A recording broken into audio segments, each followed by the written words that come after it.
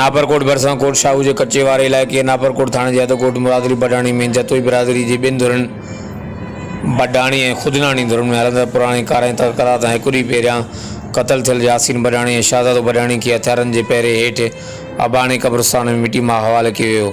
वाक़े खां पोइ धुरन में छिकताण और धुरियूं मोर्चाबंद थी वियूं आहिनि। धुरन में जारी छिकताण सबबि इलाइक़े में खौफ़ और ॾका वारी सूरत हाल है। धुरन में काफ़ी सालनि खां हलंदड़ खूनी तकरार सबबि ॿिन्ही धुरनि जा केतिरा ई माण्हू मारिजी चुका आहिनि। तकरार के ख़त्म करण लाइ पुलिस तोड़े बिरादरी और इलाइक़े के चङनि मुड़ुसनि को भी किरदार अदा नाहे कयो। तकरार जारी रहण सबबि ॿिन्ही धुरनि खां वधीक इंसानी जानियूं ज़ाया थियण जो ख़तरो बरक़रार है। हर वक़्तु आगाह लाइ ॾिसंदा रहो DTN वेब न्यूज़।